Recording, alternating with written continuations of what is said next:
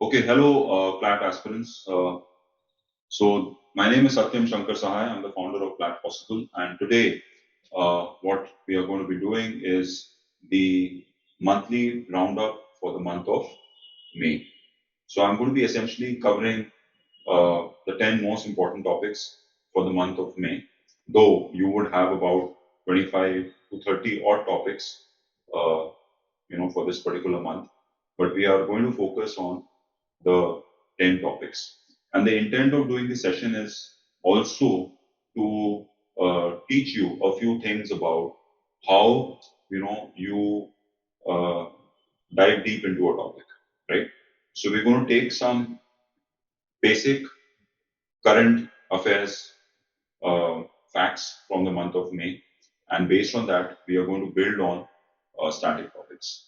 Now, before I begin uh, with May, and I run this PPT, which is in a multiple choice question form, I want to first give you a little brief about what May is all about.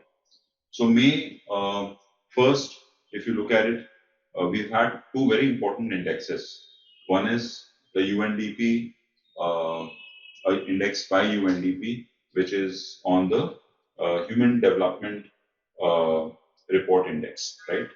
And this is a very significant index, and I think you guys should really prepare for this particular one, right? India has got a rank of 130, and so we're going to discuss about the UNDP index. The second one is the World Press Freedom Index, which is by Reporters Without Borders. Now, this index also becomes pretty important, and India has been able to improve its position as compared to last year, and we are at 151. So, again, an index by Reporters Without Borders that we should discuss, right? Third, I've not mentioned that in my PPT today, but yes, 11th of May is a significant day because that's the National Technology Day. On this day, 11th and 13th of May, 1998, we tested um, nuclear bombs at Pokhran Test Range, and the uh, and this is also known as Operation Shakti. And this was done under the leadership of Prime Minister Vajpayee then. And then the person who was leading this particular mission for testing the bomb was APJ Abdul Kalam, the missile man of India, and also the former president. Then, if you look at it, we have new appointments, like we have new UPSC chairman. So UPSC as a topic becomes important, right? When was the commission set up for the first time, and static, which is related to it. Then we can look at a few important events in sports that have happened. One is the Khelo India Youth Games and the Khelo India Para Games, right? Khelo India Youth Games took place in Bihar at 5 places, primarily in Rajgir, but besides that, also in Patna, Begusaray, Bhagalpur, and Gaya, right? And this time the winner was Maharashtra. So a little bit about the Khelo India Youth Games. Also, the Khelo India Beach Games concluded. This was the second edition of that, and it was in Daman and Diu, right? And surprisingly, Manipur was ranked one. Couple of awards, and one of them is the World Food Prize Award, and this has gone to Dr. Hungaria, right? She's from Brazil. This award is important because this award, the first, I mean, this award was established by Norman Borlaug, who was responsible for the Green Revolution, and this award was established in the year 1986. The first award went to M.S. Swaminathan, who led the Green Revolution in India, right? So this award is important. Then we also have UNESCO Guillermo Cano Prize, which is given to the brave journalist, and this time it has gone to a Nicaraguan paper called La Prensa. So this also becomes a little important. Yeah, and we have a few international appointments. I'm sure you must have read about them. We have a new prime minister in Canada, and That's Mark Canley, right? You can remember with Ears Khan, Mark Canley. And then we have Lawrence Wong, his second term now in Singapore. We have Anthony Albanese, again, he won the second term in Australia, right? And we have a new chancellor in Germany, right? And the new chancellor is Friedrich Merz. So you can remember from Mercedes, okay? So a couple of 3, 4 new appointments that have taken place. Also, if you look at it,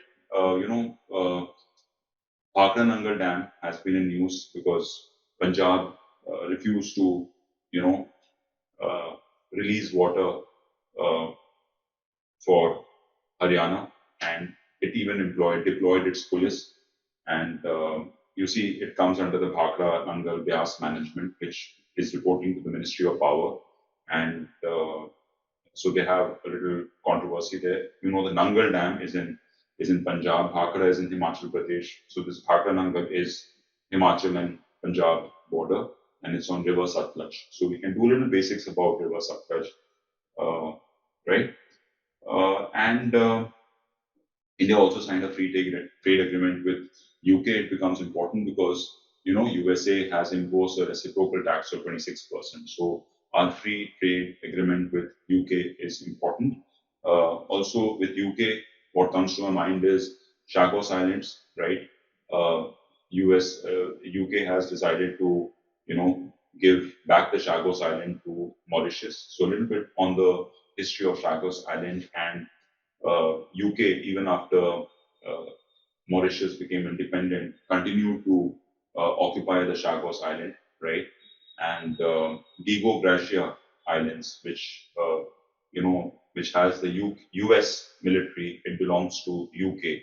So that is on a 99 years lease, and UK is going to be paying 101 million pounds every year to Mauritius, for the Digo Gracia Islands.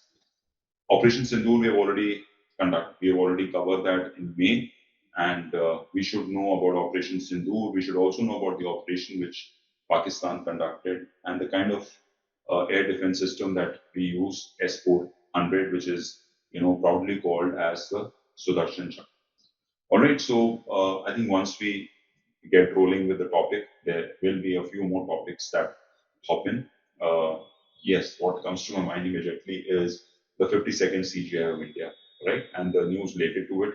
We also had a controversy with respect to, the governor not allowing the bills to pass, and Supreme Court coming with this particular judgment. And this was Article 142, the suo motu cognizance that Supreme Court can take.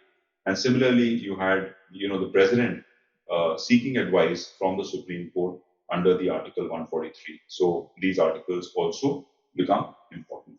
So without much delay now, I'm going to run through the presentation. So how we're going to do it is I'm going to throw the question at you. You can mark it in your copy, and then we discuss the topics, right? So let's start. Okay. Yes.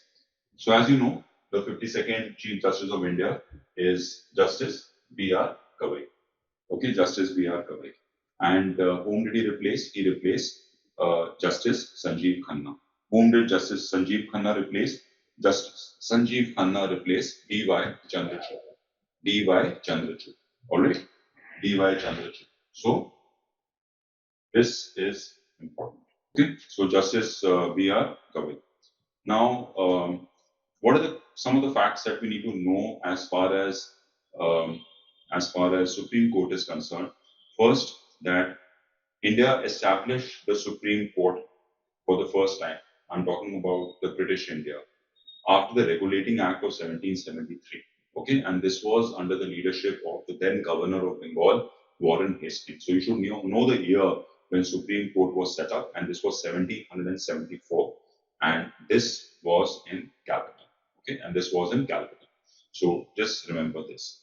And Supreme Court was established after independence on the 26th of January 1950. right? 26th of January 1950, and then it started operating from the 28th of January 1950.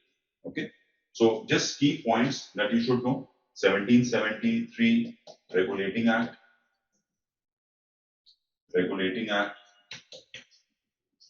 then 1774 the establishment of the Supreme Court, right? Then we are looking at, and who was the governor then? You should know the name, Warren Hastings. Okay, Warren Hastings.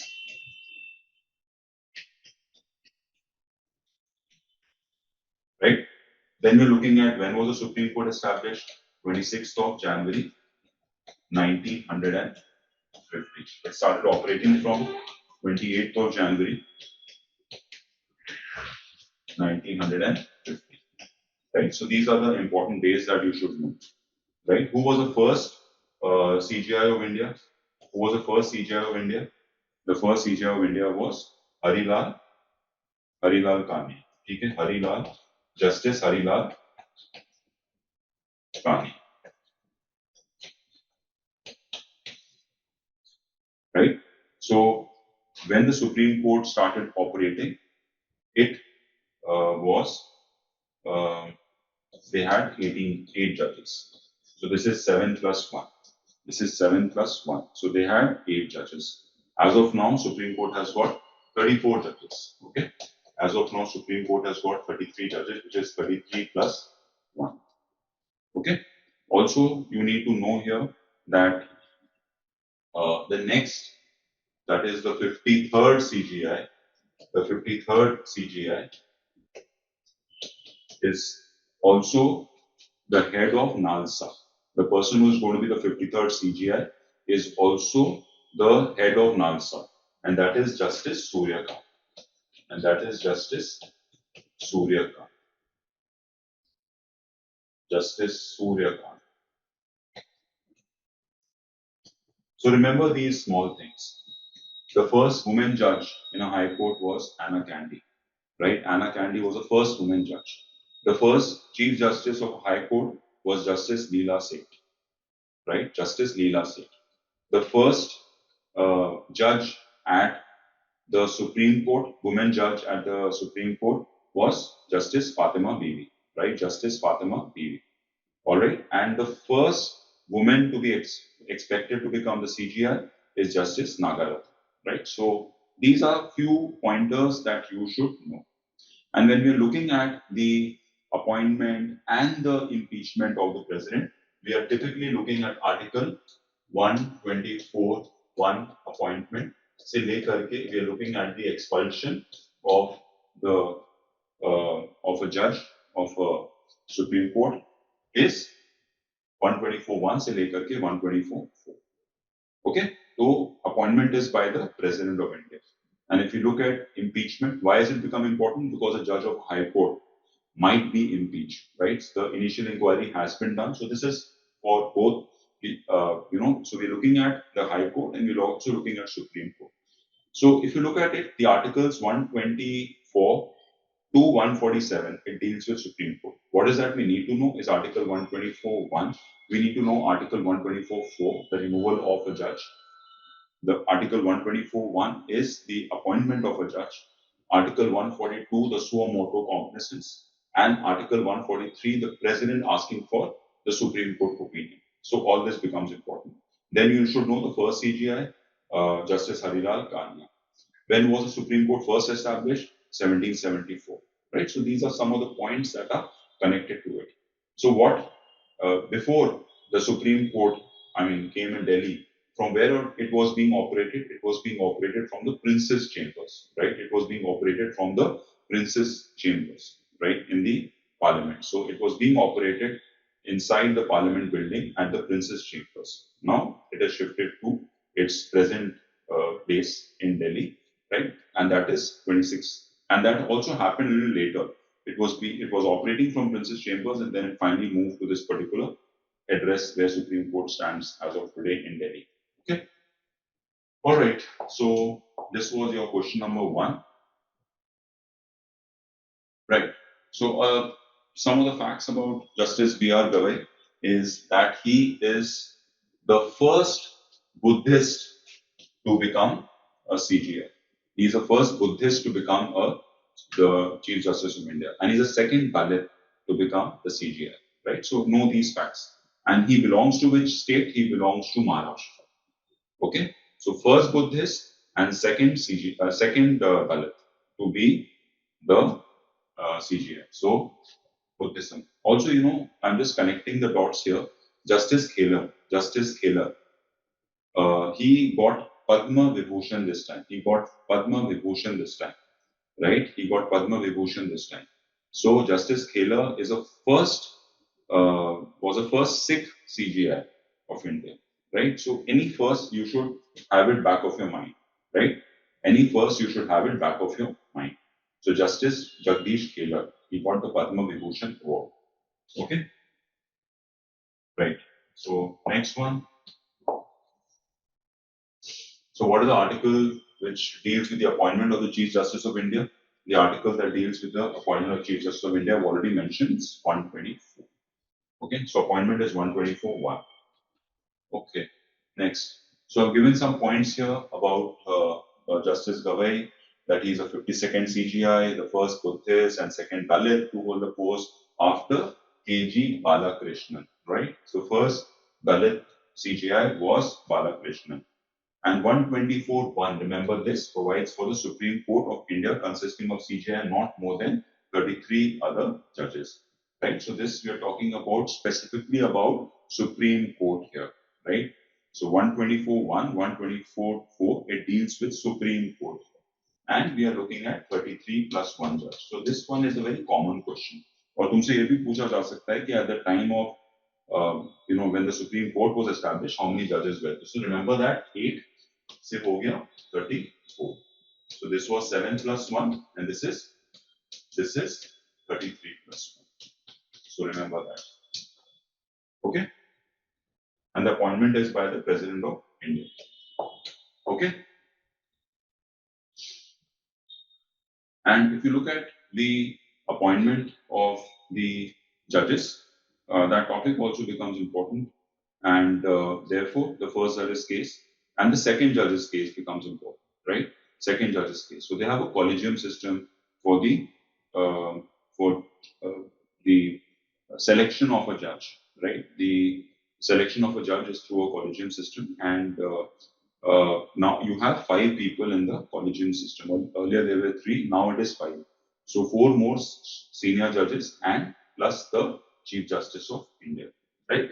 So just the key points that you need to remember is the age is 65 years, the oath is by the president. I've already mentioned about the first CGI, Harilal Kania, and Justice Balakrishnan was the first Dalit CGI, which was in the year 2007. Okay? So all this becomes important. We've also mentioned a little bit about the powers and functions of the CGI. He's a master of the roster, right? So he is basically allocating the cases to benches and forms the constitution bench, right? So these are some of the points that you can make a note of, right? One very important point here is in rare cases, may discharge presidential duties if both the president and vice presidents are vacant. And this has happened once, right? This has happened once. I mean, and for the first time, and the person who replaced both the president and vice president for a bit when it was vacant, there is a law school, in the name of him. There is a law school in the name of him. So please put in a comment box what is his name. Okay.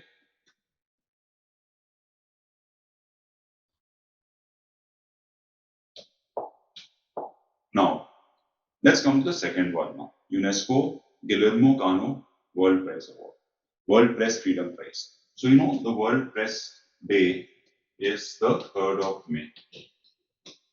And on this day, we have 2 very important things. One is the award by UNESCO, which is known as the Guillermo Cano World Press Freedom Prize.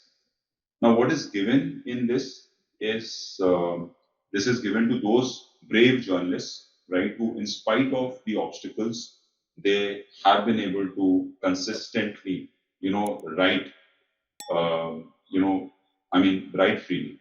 So in this particular case, this was a Nicaraguan newspaper. So Nicaragua has been under dictatorship for more than 16 years, right? And La Prensa is the newspaper which has got this award. And so you should remember this, La Prensa. Okay, Guillermo Cano World Press Freedom Prize. Last year it went to the Palestinian journalist. So you should also know who got it last year in this particular case. So it was a Palestinian journalist. So you can imagine Israel-Palestine conflict, and especially the Gaza Strip area, where the journalists were covering the war, right? So Palestinian journalists, were the ones who got the award last year, and this time it has gone to La Prensa, right? And if you look at this particular organization, this also becomes important. So I've written it here. 16th of November 1945, UNESCO was formed, and the headquarters of UNESCO is in Paris. The headquarters of UNESCO is in Paris, and it is one of the 15 specialized agencies of the United Nations. It comes under the Economic and Social Council, right? So Economic and Social Council is headed by Bob Gray, and under that comes the UNESCO, which is United Nations Education, Scientific and Cultural Organization. And the person who heads it, she has won the second term also now. Her name is Andre Ozeli. Her name is Andre Ozeli. And like I've already mentioned, the headquarters of UNESCO is in Paris. Okay? So this award becomes important. Okay? La Prensa Award. Right? And what led to this newspaper? What led to this newspaper?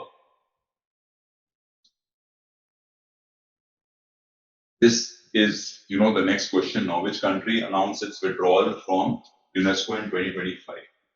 So the newspaper La Prensa getting the, Guillermo Cano award. So by the way, Guillermo Cano was a Colombian journalist who was assassinated, right? Because he used to write stories against the drug lords, right? And this was 1987. So this award is, to honor him and his brave journalism, right? So Nicaragua decided to withdraw from the UNESCO. And since the paper La Prensa, which is a Nicaraguan paper, that was given this particular award. Okay, so the answer for this would be Nicaragua. All right. So some facts about UNESCO Guillermo Cano Prize, 3rd of May, and so La Prensa has been operating in exile since 2021, right? So obviously Nicaragua is under a dictatorship, and that's the reason Nicaragua has withdrawn from the UNESCO. Okay? So that's about it. I think this is more than enough for this particular topic. So when was this award established? It was in 1997, and it's on UN's only journalism award, right? So these are few facts that you can know. And past recipients, they've mentioned the names of some of the past recipients. Important thing here is Belarus top independent journalist in 2022. You see, Belarus is also under a dictatorship. There you have this dictator who has been ruling since 1991. I mean, after the disintegration of USSR, Belarus became an independent country, and Alexander Lukashenko, right? He has been a dictator, at Belarus, right? So even the Belarusian journalists, they have got this particular award. And even Myanmar, you see, there is a military regime there. General Min, is the person who heads the junta. Junta is the military group that's ruling, right? Aung San Suu Kyi, she was a Nobel Peace Prize winner from Myanmar, who was the Prime Minister of Myanmar for the longest time, but now she's under house arrest, right? So a lot of atrocities at Myanmar. All right. So remember this particular name, and this is how the military has been extremely brutal in Myanmar. They took over the civilian government, right? And yeah. So I've also mentioned about UNESCO a little bit here. I've already told you about it. So now we can move forward. Who has been appointed as the chairman? So we have done two topics till now. we have done the Chief Justice of India, and then we did the related facts with respect to Supreme Court, Article 124, 124, and then we mentioned all the important articles from 124 to 147, suo motu cognizance 142, and President Opinion 143. So that was the first one. The second one, we discussed a little bit about UNESCO, and we discussed about their only journalism ka prize, which is the Guillermo Cano Prize, which has gone to La Prensa this time. Okay, so now we come to the third topic. So here we see an appointment, and when we have an appointment, what we are going to do is we are also going to discuss about the static part of it. So this particular topic is about UPSC now, right? And so we had a woman leading the UPSC, Preeti Sudan, and now Preeti Sudan has been replaced by Dr. Ajay Kumar. She has been replaced by Dr. Ajay Kumar. Okay, I just think there's one question on UPSC. Yes. So what kind of body is UPSC? So UPSC is basically a constitutional body, right? So it's a constitutional body, right? So now we know these two things. We now look at some of the facts as far as the Union Public Service Commission goes. First is it was set up on the 1st of October 1926, right? And what does UPSC do? So basically, UPSC is looking at the appointments, the selection at the government level, right? So major examinations, like in this case, we have civil service examination, you have the NDA, okay? So anything from the central government side that UPSC would conduct it, CDS, right? So these are some of the examinations that UPSC is conducting. So 1st of October 1926, UPSC was set up, and the headquarters of UPSC is the Dholpur House in Delhi, right? Dholpur House in Delhi, right? The next question here is who was the first chairman of UPSC, right? So we know that as of now it is Dr. Ajay Kumar who replaced Preeti Sudan, but who was the first one? So 1926 में जो पहले UPSC के chairman थे, that is Ross Barker. Ross Barker was the first chairman of UPSC. Okay, so these are some of the facts about UPSC. And if you look at UPSC के articles, this is article number 315 to article 323 is dealing with UPSC. And you know, article 324 is dealing with the elections. So just remember this, these are the articles that deal with UPSC. And the retirement age of the chairman of UPSC is 65 years and the term is of 6 years, right? The appointment is by the president and the president can even remove it. Though it's a constitutional body, but the president can remove the UPSC chairman. Okay? So these are some of the facts that you should know about UPSC. Yes, you should also know that I've already told you that who was the first woman, chairman of UPSC was Ross Barker, 1926. The first chairman of UPSC after India became independent was Kriplani. Okay, so you should know this name, Kriplani, in 1947. And then third thing you should know is the first woman chairman of UPSC. The first woman chairman of UPSC was Rose Patrick, right? 1992. So these things becomes important, right? Next question. So we've done 3 topics now. Next we come to the Human Development Index. Now UNDP का ये report आता है, United Nations Development Program. UNDP का जो headquarters है, it is in New York, right? And उसका ये Human Development Report आता है, ठीक है? So इसका आंसर हो जाएगा UNDP. Okay. Next is that which country has topped the ranking of Human Development Index. So this time the Human Development Index has been topped by with a 0.972 score. It is Iceland. Okay? It is Iceland, and Iceland is closely followed by 2 countries. One is Switzerland, and the other one is Norway. So the second position is shared between Switzerland and Norway. Right? They have a score of 0.97. Right? So there is no third position, and the fourth position has gone to Denmark. Right? So Iceland is first, and these 2 are second, and therefore there is no third position. So therefore this becomes fourth. you generally see the Scandinavian countries are generally very high on the human development index parameters, happiness parameters, right? If you look at the gender inequality parameters, so these countries, the Scandinavian countries, are pretty high on the score, generally speaking, right? So if you have, suppose you're not very sure about the option, back of the mind, always have this that all these development inequalities, reports, they'll generally be topping the charts. So what are the countries that we are talking about here? We are talking about the Scandinavian countries, which is Finland, right? Then we have, so you see Finland topped the World Happiness Report by the UN Sustainable Development Solution, right? So that this was January ka news. So uh, we have Finland, then we have Sweden, and then we have Norway. After Norway, we have Denmark, so they're all connected, and then we have Iceland. So these five countries are generally, topping the charts. Okay, so also if you look at it, what is this Human Development Index? So Human Development Index is basically, looking not just as at the income. It is not just looking as the income per head, right? How much income you earn per head, per individual. It is also looking at your education. It is also looking at education. And it is also looking at health. So these are the parameters and the weightages are assigned on which this particular score comes. Okay. India's rank at the Human Development Index is, we are pretty far behind. So we are sitting on 130. We are sitting on 130.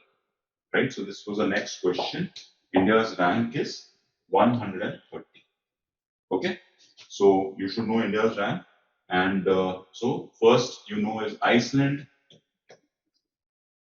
Second, I've already told you. Second is Norway and Switzerland. 130 is India. Right? And there are how many countries in the world? There are 193 countries in the world, and the last country to join the UNGA was South Sudan, right, in 2011. So we have the last country here, 193rd, which is also the last in the HDI, is South Sudan, right? South Sudan was carved out from Sudan. The capital of South Sudan, anybody? In the comment box, you can write the capital of South Sudan. The capital of South Sudan is Juba, right? The capital of South Sudan is Juba. And the capital of Sudan, what is the capital of Sudan? The capital of Sudan is Khartoum. So both Khartoum and Juba, they are on River Nile. Okay. You also see in South Sudan, we had sent a rescue operation. So last month we had done Operation Brahma, right, which was a rescue operation in Myanmar.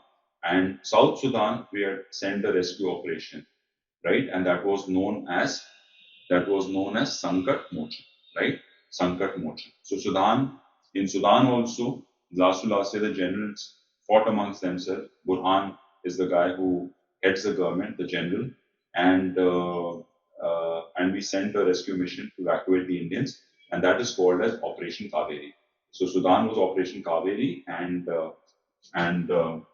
South Sudan was Sankat Mochan, right? Okay.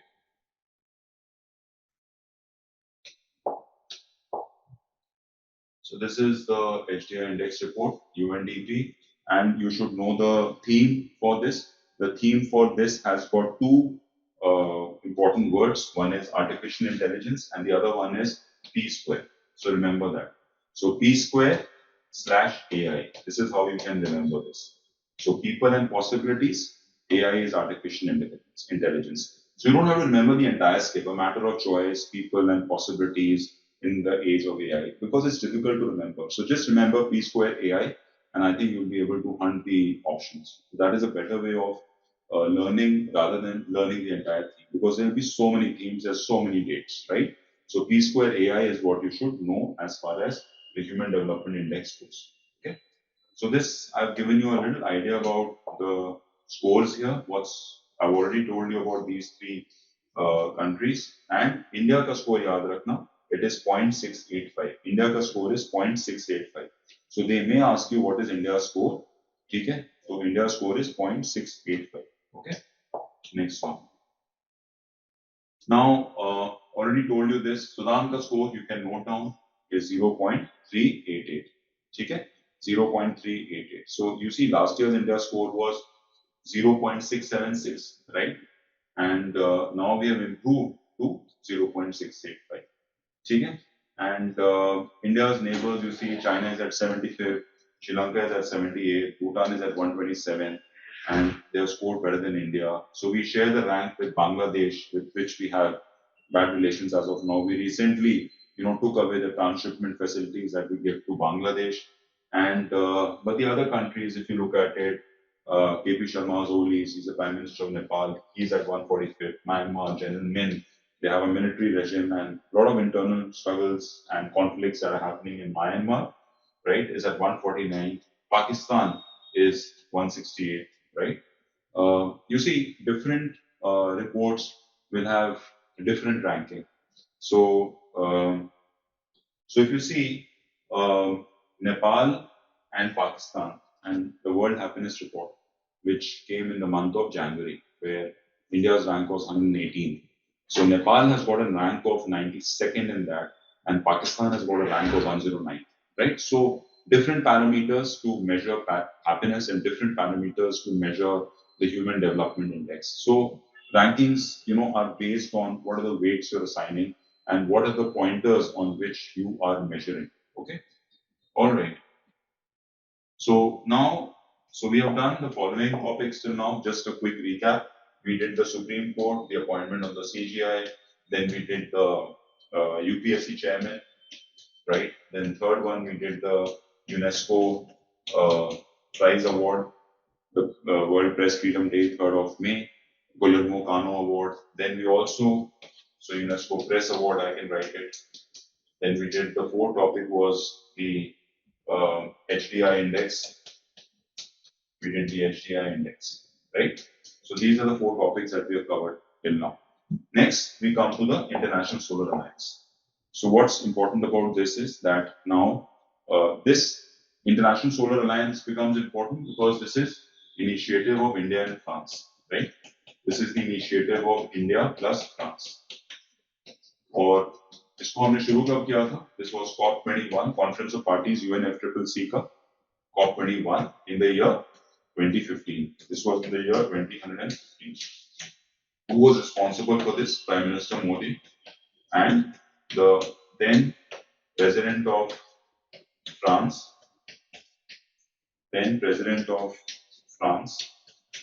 and his name you can just remember, Holland, right? So this was his name. So these two people decided that yes, now we should have International Solar Alliance. We should work towards renewable energy, and COP21 in 2015 was responsible for this. Okay? And as of now, we have 123 signatories.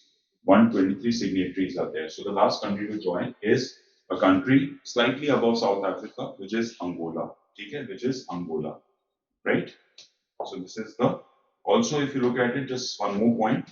Ashish Khanna, Dr. Ashish Khanna is the person who. Ashish Khanna is the person who heads the International Solar Alliance, and the headquarters is in Bhutan. The headquarters is in Bhutan. Okay? Headquarters is in Bhutan. अभी International Solar Alliance का एक और news आया था that they have formed a framework agreement, right? Framework agreement. और इसमें 4 countries का नाम आया था इसके framework agreement. 4 countries in the framework agreement. One was Mauritius. One was Mauritius. One was Bhutan. One was Bangladesh. And the last one was Mauritius, Bhutan, and one was Cuba. You can just cross-check this once. So these countries have signed the framework, right? So working even more closely towards the solar energy. So That's the framework agreement. So Mauritius was in news because it became the latest, the fourth country to join the framework agreement. So International Solar Alliance, guys, becomes important. Also remember that the 123 are signatories. Ratification is not 123. Ratification is much lesser. Keep updating this information, right? And so once we'll be covering this in class also through the sessions, but just check this around October, November. How many countries have ratified it? How many countries have signed it? Since it's India's initiative, therefore it becomes important. Okay. Okay. So again, the next question here is based on it. In which year was International Solar Alliance announced? So this was Holland and Prime Minister Modi, and this was COP21 2015. Okay, COP21 was in Paris. COP21 was in Paris. Okay. So I've given you some facts about the Solar Alliance here. The agreement announced was 2015. It entered into force in 2017. Headquarters is Gurugram. The framework agreement of ISA, and initially you had 15 countries had ratified it. Initially, 15 countries had ratified it. Okay. Now, if you look at Angola, Angola is right here. यहाँ south Africa हो गया, यहाँ पे Zimbabwe है, और यहाँ पे Botswana है, नामीबिया है, अंगोला है. Zimbabwe was in news recently. Why? Because Kirsty Coventry has become the new head of the International Olympic Committee. She is a six-time Olympic medal winner. I think twice she has won Olympic gold. So Kirsty Coventry is going to be replacing Thomas Park. Thomas Park, right? And we had recently done a military exercise at Tanzania. Okay, Akime. It was the first edition of Akime. It was the first edition of Akime. So Angola, the capital is Luanda. Okay. So this was our fifth topic for today. Let's move on to the sixth topic. Again, I think this is a very important topic. Index again, the World Press Freedom Index. Here again, we're looking at 3rd of May, and this particular report is by Reporters Without Borders. This is with Reporters Without Border, 3rd of May को बताया, ठीक है? और ये report जो है उसमें India की जो रैंक इस बार आई है, इंडिया की जो रैंक आई है वो है 151. India's rank is 151. Okay, in the Press Freedom Index report. Okay, चलो आगे बढ़ते हैं हम लोग. Which of the following countries ranks as a top performer? So in this, the top performer this year, again, like I told you, the Scandinavian countries, Norway has topped this time. Norway has topped the Press Freedom Index. Norway has topped the World Freedom Index. So Norway का capital क्या है? Norway का capital है Oslo. ठीक है. So Nobel Peace Prize दिया जाता है. Nobel Peace Prize दिया जाता है. वो नॉर्वे देता है, राइट? और बाकी जो भी नोबेल प्राइजेस होते हैं इकोनॉमिक्स में, फिजिक्स में, केमिस्ट्री में, मेडिसिन में, राइट, और लिटरेचर में, ये सब देते हैं स्वीडन में. तो स्वीडन का कैपिटल क्या है? स्टॉकहोम. ठीक है, Stockholm. Also, you know that Sweden was the 31st member to join NATO. Right? Finland, happiness index में rank 1 आया. What is the capital of Finland? Helsinki. The capital of Finland is Helsinki. It was 7th time World Happiness Report में rank 1 लाया. Okay. So that is UN Sustainable Development Solution उसका report. Denmark, right? So जो Global Transparency Index है, Global Transparency Index, I think this came in February. Denmark has topped it, right?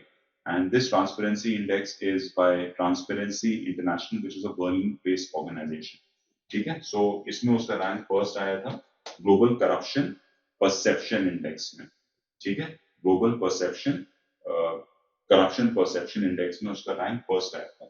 In the comment box, write down that what was India's rank in the Global Corruption Perception index, corruption perception index में India की ranking क्या थी, please put that in the comment box. तो Denmark का capital हो गया Copenhagen. ठीक है, चलो आगे बढ़ते हैं। So yeah, I mean, just a few pointers on this. Again, if you look at it, the theme has the word artificial intelligence, right? Reporting in the brave new world, AI, right? So just, I mean, try and remember this. Artificial intelligence आएगा इसके theme में, so that you should know. And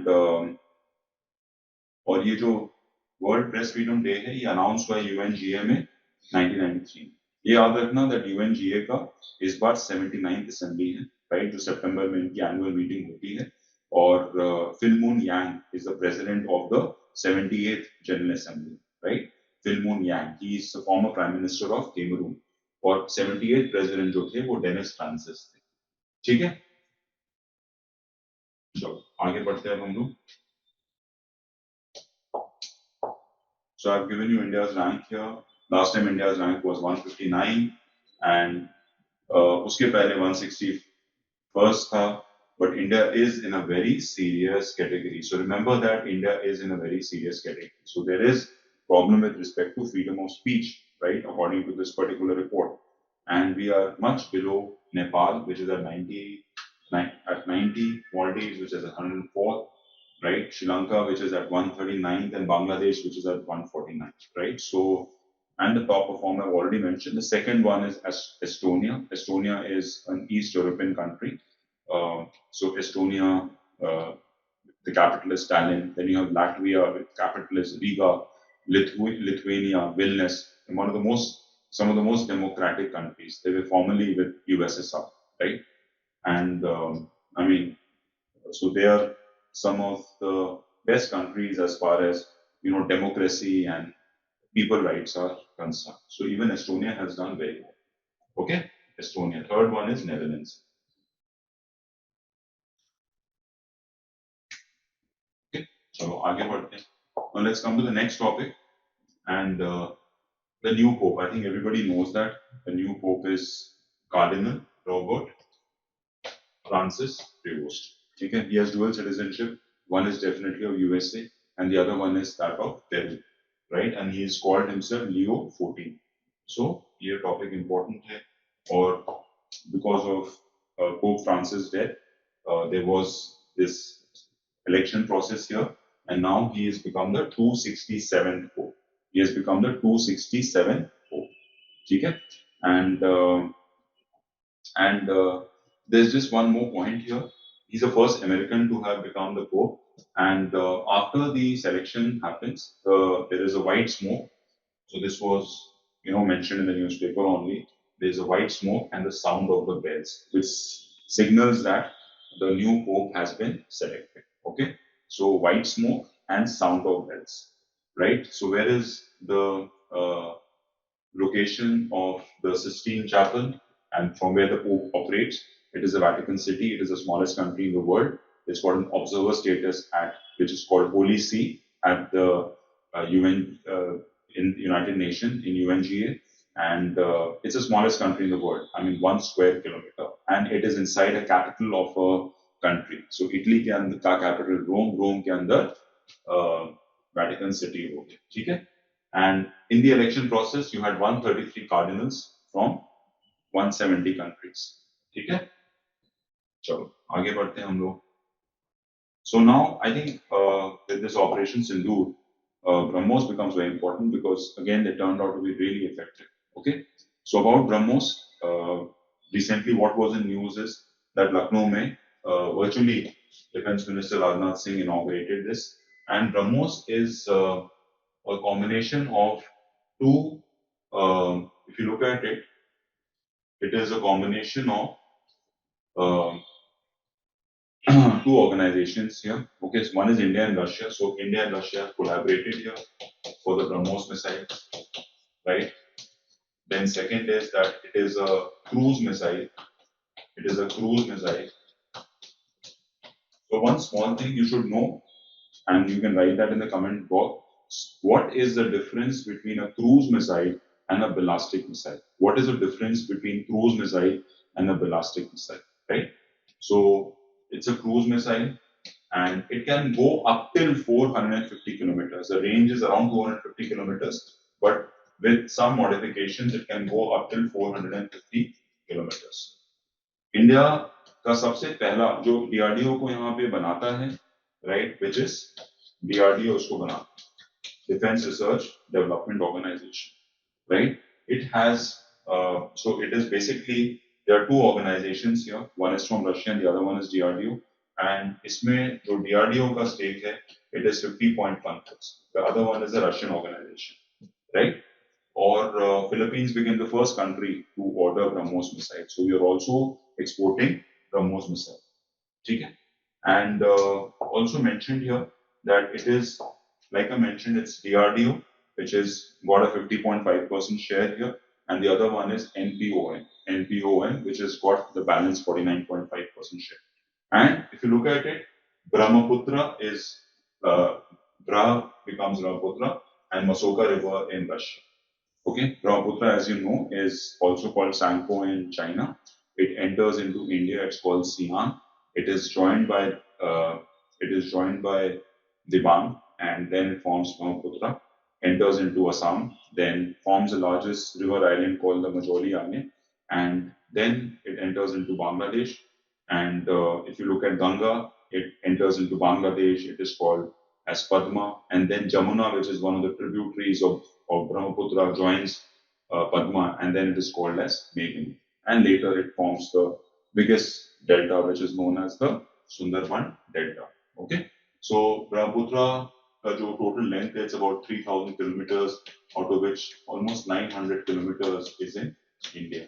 ठीक है, so अभी in fact Brahmaputra river important इसलिए भी हुआ था because वो river dolphin survey हुआ, ठीक है. The river dolphin survey was done for Ganga, Brahmaputra, and the Indus River system. Okay, so this is an fire and forget missile, and we just mentioned some of the things. The range you should know, 290. With modification, it can go up to 450 kilometers, right?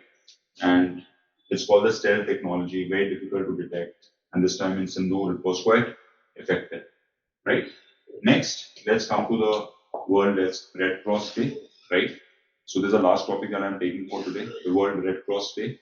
It is 8th of May, and now Red Cross Society has got the maximum number of Nobel Prize, So basically, किसको help करते हैं जब war में लोग जो injured हैं, उनको मदद करना, ठीक है? And Henry Dunant was the founder of Henry Dunant was the founder, right? And he got the Nobel Prize in the year 1901 for this. He got the Nobel Prize in 1901 for this. Okay? And so besides this, if you look at the Red Cross Society, it has got 3 Nobel Prizes. So it is actually 3 plus 1, right? So one they got right after World War One. They got one more after World War Two, and then they got one more in the 60s, right? So this is the Red Cross Society, and the headquarters of this is in Geneva, right? So what is the theme of the World Red Cross Society is basically keeping humanity alive. So this one will be keeping humanity alive. I think I did all the questions. Yeah. So 8 May, keeping humanity alive. And when was the World Red Cross and Red Crescent Day established? This was right after the World War II, and this was 1948. So this we have started in 1948. Okay, yeah. So what are the important pointers here? The theme I've already mentioned is keeping humanity alive, and the Red Cross Society was formed after this particular battle of Solferino, and Henry Dunant, I already mentioned about it. He formed this in 1863, right? 1863, and the headquarters of this is in Geneva. Okay, I think this is the last one. So let's just look at it. We are looking at census here, right? Amit Shah had announced about that we are going to do the caste census here. So this comes under the union. This comes under the union list, and this comes under the union list. And also the first time that the caste census was done, and the question here is non-synchronous, was 1872, and this was under Lord Mayo, that the first time the non-synchronous census was done. So they did the census from 1972 and it went on till 1931. Thereafter, it wasn't done, right? So it was done under Lord Mayo, who was a Governor General of India when the first non-synchronous census was done. So again, a very important point. And which was the first synchronous census. Synchronous census for the first time was done in the year 1881. Okay? उसके बाद क्या है? So yeah, some of the points. It is number one. It's a union subject. Remember that it is a union subject, and we already mentioned the dates. It was under Lord Mayo, and now जो अभी नया census होगा उसमें caste census किया जाएगा. ठीक है? चलो.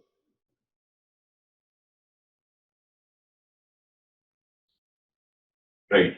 So we are generally done with the important news for this particular month. Also, like I mentioned in the beginning, that there have been a few events, the Khelo India Games. So, like I mentioned, if we are just taking a particular topic, also do the left and right of it. If you look at the Khelo India Youth Games, for instance, this was a 7th edition. So, when you're doing a topic, just make 7-8 pointers around that topic, not more than that, because this is not a civil services preparation. This is basically an examination in which you should know some 8 to 9 key points, and it is not analysis on the topic. It is basically knowing a few facts about the topic. You're not supposed to write an essay on a topic. Therefore, just a fact. So, for instance, I'm just telling you how we go about it. If Khelo India Youth Games have happened, okay, then how do I write the pointers? How do I write the pointers? One, this Khelo India was conceptualized in 2017. Khelo India Youth Games पहली बार कब हुआ? 2018. This time क्या हुआ है ये? 7th edition. Okay. Where was it played? It was played in Bihar. How many places in Bihar? It was played at 5 places in Bihar. What are the 5 places? The main place was Rajgir. Rajgir, is famous for Nalanda University, right? And besides that, you have Gaya, you have Begusarai, you have Bhagalpur, and Patna, and main was Rajgir, right? So these 5 places it was played. There were a few games which were played in Delhi because the infrastructure wasn't there for these 2 games. For instance, cycling and all that. So, anyways, majorly these 5 cities where it was played. Then, what was the mascot? The mascot was Gaja Simha. The mascot was Gaja Simha. Okay, so we're just connecting the dots here. We are just looking at some 7-8 points of a particular topic, and the topic is complete for us. And last but not the least, last year कहाँ खेला गया था? This was Tamil Nadu. Last year it was Tamil Nadu. So last year also it was won by Maharashtra, and even this year, the winner was Maharashtra. The winner was Maharashtra. Okay, you can look at the point table and see किसको first prize मिला, किसको second prize मिला, किसको third prize मिला. Then who is the Minister of Sports? The Minister of Sport is Mansukh Mandaviya. Mansukh Mandaviya. So Mansukh Mandaviya is the Minister of Sports. So a lot of sports-related news. I mean, besides this, you have the Khelo India Beach Games. Khelo India Beach Games का mascot क्या था? The mascot was Pearl. Where was it played? It was played at Daman and Diu. Which edition was this? This was the 2nd edition. Who won it? Manipur won it. Who won it? Manipur won it. Right? So that is the Khelo India Beach Games. And if you look at Khelo India has got 5 games. One is the Khelo India Youth Games, which we have just discussed. Khelo India Beach Games, which I just told you about. The third one is Khelo India Para Games, and that happened last month. And Khelo India Para Games, the mascot was Ujjwala, and the state that got first rank was Haryana. This was played in Delhi. Then you have Khelo India University Games, which are yet to happen, right? And I think I mentioned all. So Khelo India Youth Games, yeah, and the last one is Khelo India Winter Games. So Khelo India Winter Games, the mascot was Sheenashi. Where was it played? It was played in two UTs. One was Ladakh, and the other one was Kashmir, right, at the Gulmarg area. And who won it this time? It was won by Services. Okay, Services is Army, Navy, Air Force की जो team है वो जीती. Okay, which edition was it? It was a fifth edition of Khelo India Winter Games. So Sheenashi, what is Sheenashi? Snow leopard. So the moment you do this and you suddenly see snow leopard, what your inquisitive mind has to say, okay, let me just read something about snow leopard also. India has got 718 snow leopard population, with maximum population being in Ladakh, right? Ladakh has got 477 snow leopard, okay? And yeah, that's got the highest number of snow leopards, followed by Uttaranchal. So 477 is in Ladakh alone, okay? And there is a country which has snow leopard as the national emblem, okay? National emblem. And can you tell me the name of that country in the comment box? Okay, if you can just write that down. Okay, the name of the country is Kyrgyzstan. Kyrgyzstan. Okay? And the capital of Kyrgyzstan is Bishkek. So just, one topic and you see something which is a little unfamiliar, do a little research about it. Just probe a little more. And, that becomes pretty effective. Also, I would like to tell you that, as far as GK is concerned, it's a very dynamic process. GK doesn't happen in a day. For GK, you have to build it up, right? So make it a point that you read either the Hindu or the Indian Express. I personally follow the Indian Express, and especially the explained section of the Indian Express, and just start getting ideas about topics and understanding. And it tends to get repetitive after a certain point of time, and the things are going to get registered in your head. Make separate, copies or notebooks for different topics like space. Okay, so let's say space. तुमने इसरो के बारे में discussion किया तो कब ISRO setup हुआ? Who was the father of Indian space movement? And ISRO का अभी 100 नाविक 2 के बारे में बात कर रहे हैं. हम लोग अभी इसरो के PSLV C61 के बारे में बात कर रहे हैं. हमने PSLV C59 के बारे में बात किया. हमने PSLV C60 के बारे में बात किया, स्पेसएक्स मिशन के बारे में, राइट? इसरो के जो डिफरेंट ऑर्गेनाइजेशंस है उनके बारे में थोड़ा हम लोग बात कर सकते हैं. एंट्रिक्स कहाँ पे बेस्ड है, ठीक है? और इन स्पेस कहाँ पे बेस्ड है? What is the full form of in space? What is this Axiom 4 mission where Subhanshu Shukla is going to the International Space Station, right, with Peggy Whitson and an astronaut from Hungary and Turkey, right? Hungary and Poland. So it's a mission of NASA, ISRO, and the European Space Agency, right? Where is European Space Agency based? It is based out of Paris. Who is heading it? Joseph R. Pacha is heading it. So I'm just saying that you just start documenting stuff, and that becomes your regular note copy. You don't have to just feed every information that's important. You just have to structure it a little bit, right? So that's how you go about it. So what I'm trying to do today is cover some of the important points for the month of May. And so thank you very much. And I hope you like the session. If you like the session, please put a like button and subscribe to our channel. Thanks. Bye-bye.